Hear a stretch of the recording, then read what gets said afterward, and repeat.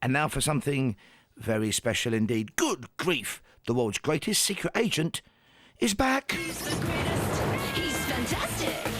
Wherever there is danger, he'll be there. He's the ace, he's amazing. He's the strongest, he's the quickest, he's the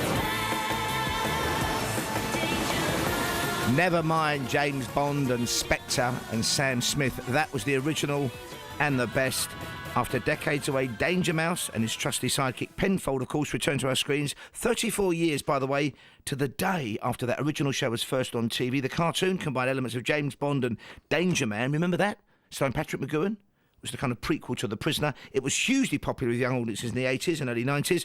Originally voiced by David Jason and Terry Scott, the revived series will see Alexander Armstrong and Kevin Eldon take over the leader with a host of well-known voices joining in the fun. Now, this has got us all feeling a bit nostalgic this afternoon. In the words of Ernest Hemingway, we all had a girlfriend, her name was Nostalgia. And here to look back on a golden era of TV is Michael A. Johnson. The A stands for author, because he's the author of A 1980s Childhood, from He-Man to Shell Suits. He's also from the website doyouremember.co.uk. Good afternoon, Michael. Hello, Paul. How you doing? Fine, thank you, matey. Now, I remember 80s children's TV really well because my son grew up in the 80s. He was born in 81. So by 83, 84, I was watching pretty much everything with him.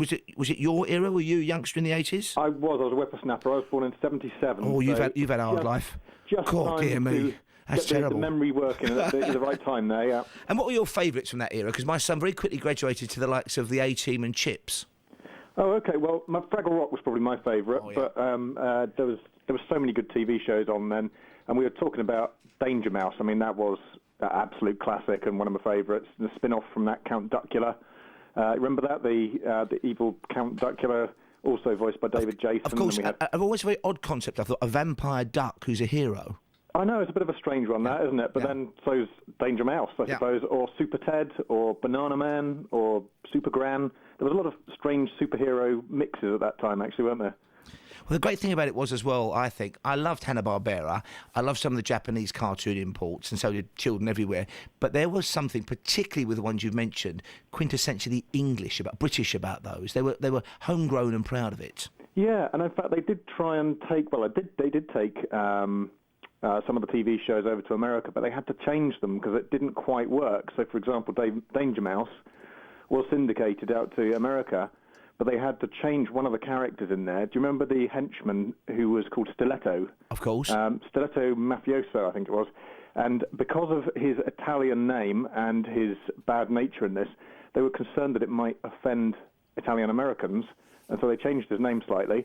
And dropped the Italian accent just so that it would work in America. Well, they did much the same thing. I think the BBC was partly guilty of this in the 1980s when they were rerunning those great Tom and Jerry cartoons, originally done by William Hanna and Joe Barbera.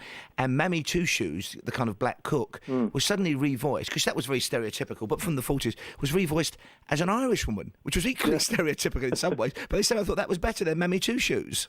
Yeah, well, the thing is, although he'd taken his Italian name away from him and the Italian accent, he still had all sorts of strange Italian phrases, sort of quasi-Italian phrases from the English humour that was in there. So it didn't really work, but they had to do it, yeah. And when you look back at the American imports in particular, I've mentioned the live-action shows. Your book's got He-Man in the title. Now, my son seemed to have every single He-Man toy available and the big Grayskull castle. And I even took him along, and that's an hour and a half of my life I'm never going to get back, to see the He-Man movie. Yes, the Frank Langella live-action one, but also the full-length cartoon one I saw in Leicester Square. Fantastic. Well, I've suffered, mate. That's going the extra mile as a parent. I'm jealous. I'm jealous of the Castle Grayskull you mentioned. Oh, yeah. That was the toy I always wanted, and never actually got the castle. But well, it was a Christmas birthday combined, and a bit of his birthday money. But you know, and his mates would come around, and they'd all play with it. Similarly, one of his mates got, I think his dad must have got it from America. He had the Teenage Mutant Ninja Turtles headquarters 3D, and that was just an amazing toy. Yeah, that was. Well, of course, over here it was Teenage Mutant Hero Turtles. We couldn't refer to them as ninjas. That was a bit too violent. Again, the pusillanimous people running British television in those days. That's right, yeah. But there were loads of other good TV shows, and I spend most of my time watching old TV shows from the 80s. There's something about them. There's just a real charm about them. I don't know what it is, but I'm really looking forward to seeing the Danger Mouse tonight, to see whether it's how far from the original it is, or whether it's still got that charm. Well, also, they're making it at the moment from before the 80s, of course, but they showed them throughout the 70s and the 80s and still on somewhere today. They're making more new episodes of Thunderbirds, not the kind of CGI ones, but with super marionation. They're filming them right here in Slough, even as we speak. So I understand, yeah. So I think with Danger Mouse, they've deliberately took that opportunity to use computers and things and actually move the animation on. Because if you look at one of the old Danger Mouse episodes, it was a bit sketchy, actually. It was a bit rough around the edges, and it was a budget production. It didn't look great, but these days we've got some cool technology that makes things look a little bit smarter now. And let's talk, if we may, a little bit about the other half of your book's title. It's a 1980s childhood, from He-Man to Shell Suits. Shell suits, yeah. Were you a shell suit wearer, and did you ever suffer a naked flame near your shell suit type incident? I wasn't, actually. I never had a shell suit, and I never had a mullet. I didn't have the rolled-up jacket sleeves. I wasn't a typical 80s fashion icon there. I tell you, my son had, and he was the envy of the playground to such an extent that he let other kids use it, and they broke them, and I say them advisedly.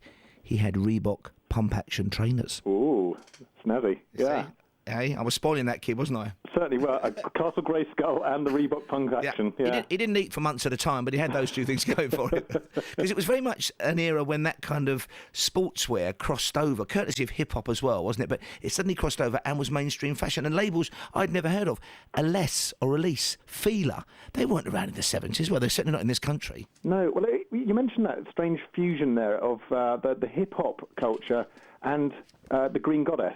Somehow bringing together sports fashion with the leotards, of course, because that was quite a big thing, wasn't it? The ladies wearing their all-in-one Green Goddess type outfits with the leg warmers and everything, and the men wearing the shell suits and sweatbands, and a very odd mix going on there. Yeah, wouldn't put those I think together, as well it was that weird. It was a hangover from the 70s and the Jane Fonda Keep Fit thing, and you had Olivia Newton-John doing songs like "Let's Get Physical," and That's suddenly right. the gym, which is a place basically of sweat and jock straps, became somewhere quite cool to go to.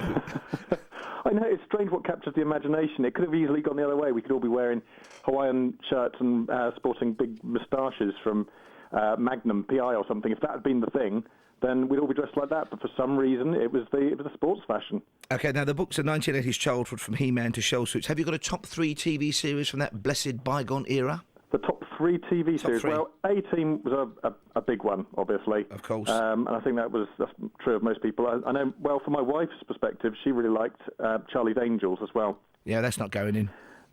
No, I wasn't a big fan of that No. one.